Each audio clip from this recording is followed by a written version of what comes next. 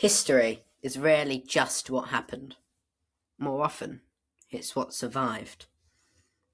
And sometimes, it's what was deliberately shaped to survive. Welcome back. Today, we're stepping into a world where truth and storytelling begin to blur, where power doesn't just rule through armies or laws, but through ideas, writing, and reputation. A world of kings who understood something crucial. If you controlled the story, you control the past. This is the era of the Tudors, of execution and devotion, of loyalty and betrayal, of saints and villains, sometimes the same person, depending on who is writing. But at the centre of it all are two towering figures of English thought and language. Thomas More and William Shakespeare. One died refusing to bend his beliefs to a king. The other shaped how an entire nation remembers its kings, queens, and conflicts, through stories that still define them today.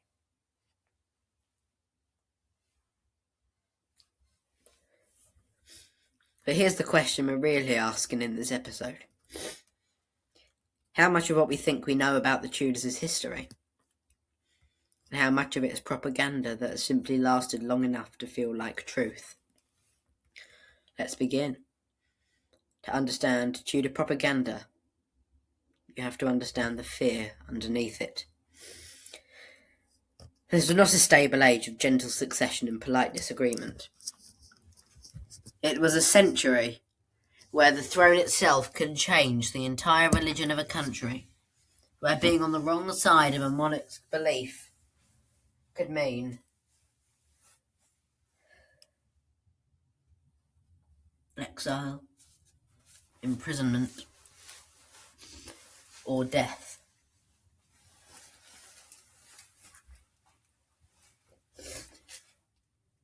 Power didn't just need to be held. It needed to be justified. And justification in the Tudor world often came in the form of stories.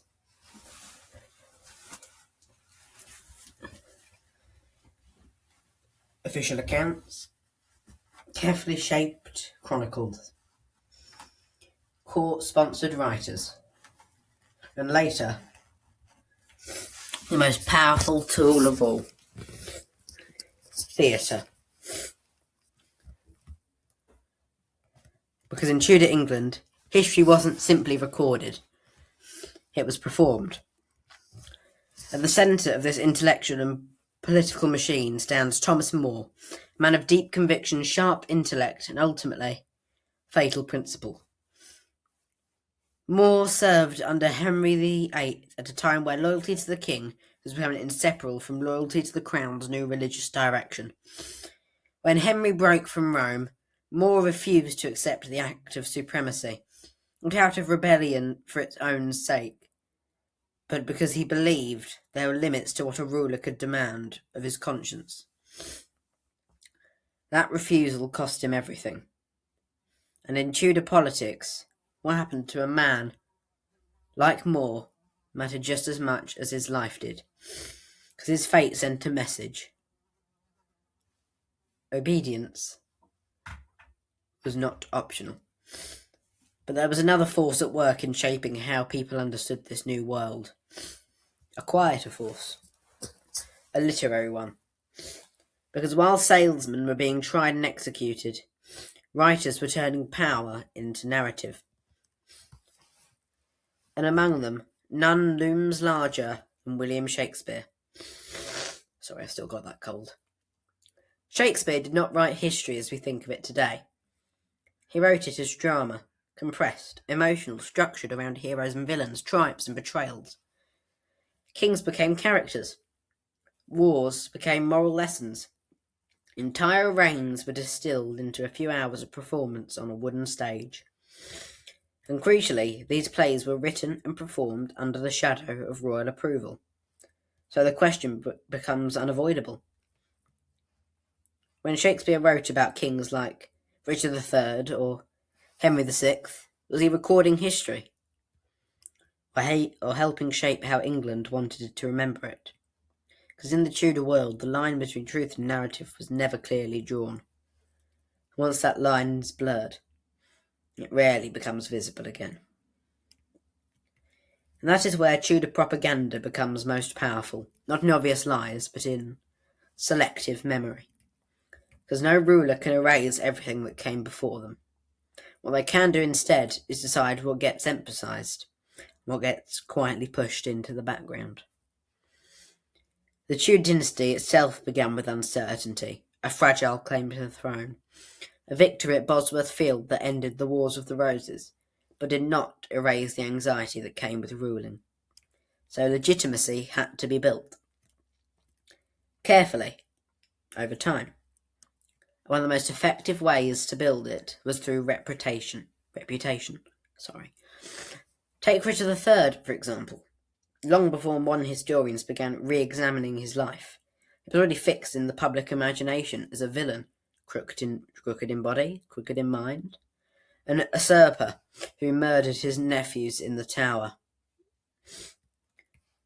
But that image did not emerge in a vacuum. It was shaped, reinforced, and popularised in the decades after his death, especially through chronicles and later dramatic works that reflected Tudor interests in presenting their rise as morally justified. This is where William Shakespeare becomes so important. In his portrayal of Richard III, Shakespeare gives us one of the most famous villains in English literature. Charismatic, manipulative, physically deformed, and utterly ruthless. It is a performance that is so powerful that for centuries it became the historical truth in the minds of audiences. But Shakespeare was not writing in isolation. He was writing in a world where the Tudor monarchy had every incentive to stabilise its own legitimacy by contrasting itself with what came before. And so history becomes theatre, and theatre becomes memory. And at the same time, thinkers like Thomas More were contributing in a different way, not through plays, but through writing that blurred the line between moral judgment and a historical record. More's accounts of earlier reigns help cement certain interpretations of events that would later be echoed, adapted, and amplified by others. Together, these voices created something powerful, a version of history that felt consistent, moral, and structured. A story where rightful rulers prevailed, illegitimate ones fell, and the chaos of the past resolved neatly into the stability of the present. But real history is rarely that clean. The further you move down from the Tudor court, the more you begin to see the gaps beneath the narrative. Because every carefully constructed story raises one uncomfortable question. What exactly was left out? And once you start asking that question, the entire Tudor world becomes less like a finished story, more like a carefully edited one. Because what survives from this period isn't just what was written, it's what was copied, performed, taught, and often repeated enough to feel inevitable. That's the real power of propaganda. It doesn't need to shout. It just needs to last. By the time later generations inherited these stories, they weren't just receiving raw history. They were receiving versions of history, filtered through politics, performance, and time. And over centuries, those versions begin to harden into fact. Richard III becomes the shorthand villain. Tudor legitimacy becomes assumed rather than questioned. And the idea that history itself might be shaped by those in power becomes something people only rediscover much later. But the Tudors weren't unique in this. They're just one of the clearest examples of something much broader, the way societies use storytelling to stabilise themselves after chaos. After civil war, you need unity. After religious upheaval, you need certainty. After unstable succession, you need legitimacy. and stories are one of the fastest ways to create all three. Which brings us back to the stage, because in Tudor England, the theatre wasn't just entertainment, it was one of the most influential public spaces in the country. A place where ideas about kings, justice, betrayal, and order were not only shown, but felt. And that emotional experience matters. Because people don't just remember arguments, they remember stories. And William Shakespeare understood this better than almost everyone. His histories don't just recount events, they shape how those events feel, who we sympathise with, who we distrust, who seems rightful, who seems dangerous. Meanwhile, figures like Thomas More remind us that writing in this era was never neutral either. Even sincerity, even conviction, can become part of a larger political landscape once it's recorded and preserved. So when we look back at the Tudors now, we're not just looking at what happened, we are looking at layers. Facts, interpretations, reinterpretations, and finally, the versions that proved most useful or most compelling surviving the longest. Which leaves us with one thought for this episode. If history is what survives, then who decides what survival looks like? That is exactly where the Tudor propaganda stops being just a historical curiosity and starts becoming something far more modern. Because once you understand how reputation is built in the Tudor world, you start to recognise the same mechanics everywhere else.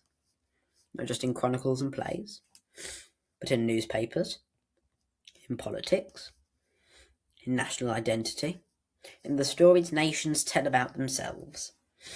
The Tudors didn't invent propaganda, but they were living at a point where the tools for it were becoming sharper, faster, and more influential than ever before. Printing presses meant ideas could spread further than a courtroom. Theatres meant those ideas could be felt by ordinary people. And royal power meant there was always an audience watching, even when no one admitted it openly. So history becomes something active, not passive. Not just what happened, but what was made to be believed. That's why figures like William Shakespeare still matter today. Because his plays didn't just reflect Tudor England, they helped define how later centuries understood it.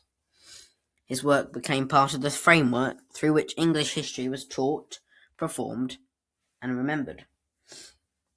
And similarly, Thomas More sits at another layer of that framework, where moral conviction, political reality, and written record collide.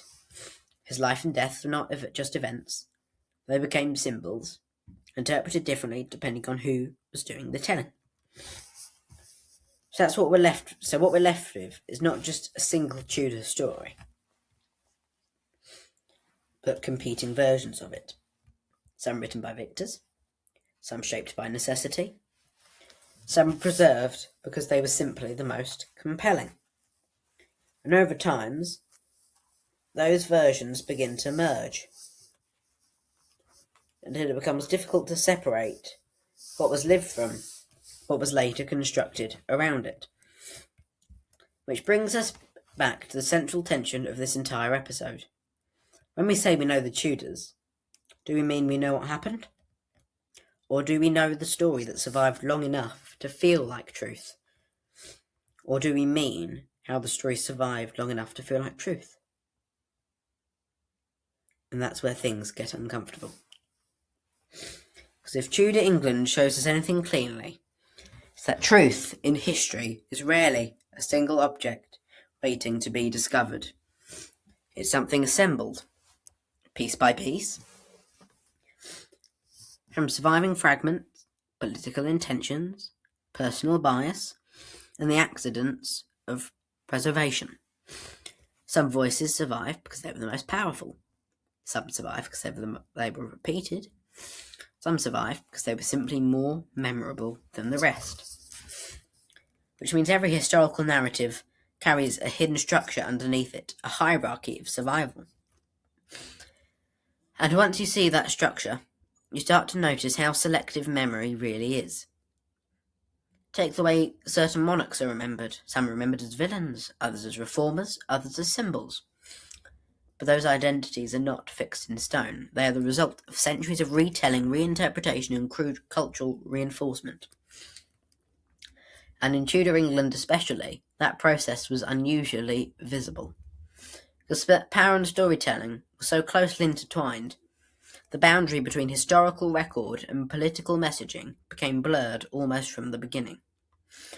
That's why William Shakespeare matters so much to this story.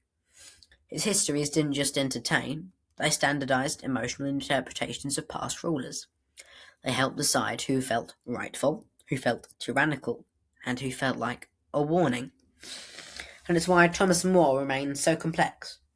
Because even sincerity and moral conviction can become part of a larger narrative once they are written down, preserved, and later reused in different contexts. So the Tudor world gives us something rare, a moment of history where we can almost watch meaning being constructed in real time. Not just events happening, but the stories forming around them. And once you recognise that process, it becomes impossible to fully unsee it. Because the question is no longer just what the Tudors did, it becomes who told us they did it that way? And why did that version last the longest? And once you start following that thread, you realise Tudor propaganda wasn't a single campaign. It was a system of reinforcement. It worked through repetition, yes, but also through absence. Through what wasn't said as much as what was. For example, when later Tudor-aligned histories describe earlier conflicts, they rarely present neutral ground. Events are framed in moral language, rightful kings versus usurpers. Stability versus chaos, order versus disorder.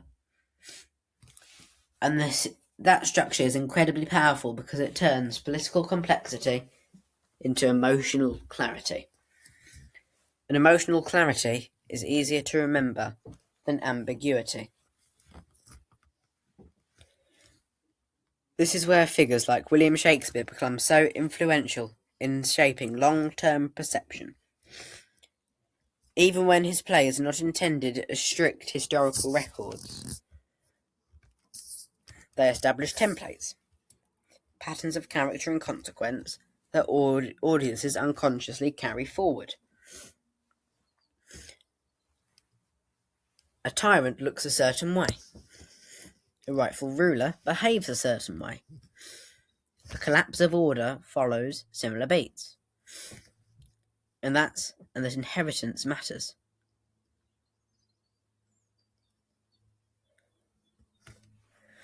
Because it means Tudor propaganda didn't just shape Tudor England. It shaped how later centuries imagined Tudor England. Meanwhile, Thomas More represents another layer of this system. The written moral judgment of power. His accounts and reflections weren't simply descriptive. They carried ethical weight. And ethical weight has a way of outliving context. Once a moral interpretation enters circulation, it can detach from its original moment and become reusable in entirely different political environments. And so what you get is a kind of historical layering effect. First, events happen, then they are recorded, then they are interpreted, then they are reinterpreted through cultural needs, and finally, they are simplified into something teachable. Each layer adds stability, but removes detail. And over time, detail is often the first casualty of memory. This is why the Tudor period is so useful for understanding history more broadly. Not because it is uniquely descriptive, but because it is clearly structured enough for us to see the processes at work. We can trace how narratives form, we can see which voices were amplified, we can observe how political necessity becomes cultural memory. But there's another, more suitable consequence too. Because once a narrative becomes dominant, it begins to influence what future historians ask in the first place. If Richard III is already assumed to be a villain, Research often starts from that assumption. If Tudor legitimacy is already accepted, it becomes the baseline rather than the subject of investigation. And so the story doesn't just survive. It shapes the questions we're willing to ask about, which brings us closer to the real heart of this episode. Not whether Tudor propaganda existed, but how easily any version of history, once repeated enough, can become the framework through which everything else is understood. And if that is true of the Tudors, then it forces us to ask something much broader. How much of any history is recorded reality? And how much is just a successful story? And that question doesn't stay safely in the Tudor period. Once you've seen how it works there, you can start to recognise it everywhere else in history, because the mechanism is always similar, even when the technology changes. In the Tudor world, the tools were chronicles, court writing, sermons, and theatre. Later centuries, those tools expand: newspapers, textbooks, national archives, films, and eventually digital media. But the core principle remains unchanged. The repetition creates permanence. A story is told once as an account. A story told 1,000 times becomes history. And that's why the legacy of people like William Shakespeare is so complicated in historical terms. He is not just a playwright from the Elizabethan era. He is part of the long-term machinery through which certain interpretations of English history became emotionally embedded in the culture. His works don't just reflect Tudor England, they help standardise how it is imagined, especially when direct sources fade from public awareness.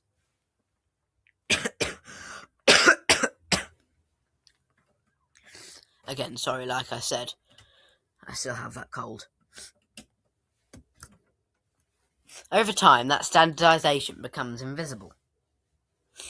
People stop recognising it as interpretation and begin to experience it as common sense. The same applies to political writing and moral commentary from figures like Thomas More. Once a moral framing enters circulation, once a figure is described as virtuous or corrupt in a widely repeated way, it becomes extremely difficult to fully separate later readings from the original context, even if disagreement often still operates inside the framework that earlier narratives established. So what Tudor propaganda really reveals is not just manipulation, but durability. The ability of certain narratives to survive long after the political conditions that created them have disappeared. And that raises a deeper issue for anyone studying history seriously. Even when we correct a narrative, what historians uncover new evidence, reinterpret old sources, or challenge long-held assumptions, that correction doesn't always replace the older version in public memory. Often, it simply exists alongside it. Competing histories, competing versions of truth, competing levels of certainty. And the most emotionally powerful version is often the one that survives outside academia, which is why history is never fully finished. It's always being rewritten, not just by new discoveries, but by what societies choose to remember, retell, and simplify. So by the time we step back from Tudor England entirely, what we're really looking at is not just a dynasty or political era, but a demonstration of how fragile historical certainty actually is. Because once a story is powerful enough to be repeated across generations, it stops just being a record of the past, and starts being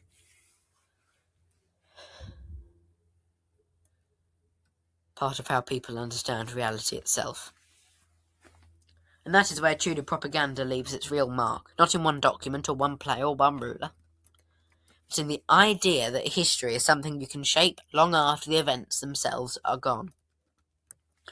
The modern impact of Tudor propaganda isn't that we still believe Tudor propaganda in a literal sense. is that we still use the same shapes of storytelling it helps normalise. Because what the Tudor period shows very clearly is how easily political reality becomes cultural memory when it is filtered through strong narrative forms. And those forms never really disappeared. In the modern world, history is still constantly being turned into stories with familiar structures: heroes, villains, turning points, betrayals, restorations. That structure makes complex events easier to understand, but it also simplifies them in ways that can flatten nuance. You can see this most clearly in how historical figures are remembered long after scholarship has moved on. Once a version of someone enters popular culture, it becomes extremely resistant to change. Films, textbooks, and even casual conversation tend to preserve older interpretations because they are emotionally familiar, even when newer research adds complexity. It's one of the most direct echoes of Tudor-era narrative culture. The survival of a story often matters more than its accuracy in shaping public memory. That is where figures like William Shakespeare still matter in modern context. His histories are not just literary works, they are long-lasting narrative frameworks that continue to influence how audiences instinctively interpret political authority, ambition, and legitimacy. Even when people know intellectually that history is more complicated, the emotional structure of his storytelling often remains the default lens. In a similar way, the legacy of Thomas More reflects another modern pattern: the endurance of moral framing. Once historical figures are associated with moral certainty, whether as principled heroes or symbols of resistance, that framing can persist across centuries, even when historians debate the details. Modern political discourse often replicates the tendency, compressing complex individuals and events into morally readable categories. The broader modern impact, then, is not about Tudor England specifically, but about what it reveals regarding how memory works in society. It shows that repetition stabilizes interpretation, narrative clarity outcompetes complexity, and emotionally strong stories outlast corrected ones. In today's world, these effects are amplified by speed and scale, where Tudor narratives spread through theatre and print, modern narratives spread through digital media, education systems, and global communication networks. The mechanisms are the same, but the reach is far greater. This creates a subtle but important consequence. History is no longer something we study, it is something we constantly absorb, often without noticing the framing. And once you recognise that, Tudor propaganda stops being a historical topic and becomes a lens, a way of seeing how nations construct identity. Cultures preserve selective memory, and societies maintain coherence through simplified versions of the past. So the modern impact is not that Tudor propaganda survives intact, it's that it demonstrates something enduring about human storytelling. History is never just what happened. It is what can be successfully remembered, retold, and believed long after the original context has faded.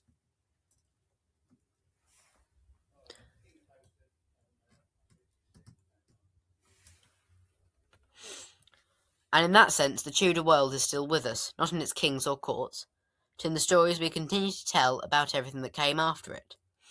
And that brings us to the end of this episode. Not because the story of Tudor propaganda is finished, because in a way, it never is. Every time we look back at history, we're not just recovering facts, we're also navigating centuries' interpretation layered on top of them. Some of it careful, some of it political, some of it accidental, and some of it simply powerful enough to survive. Figures like William Shakespeare and Thomas More remind us that history is never just rewritten by events, it's shaped by voices, then reshaped by everyone who comes after.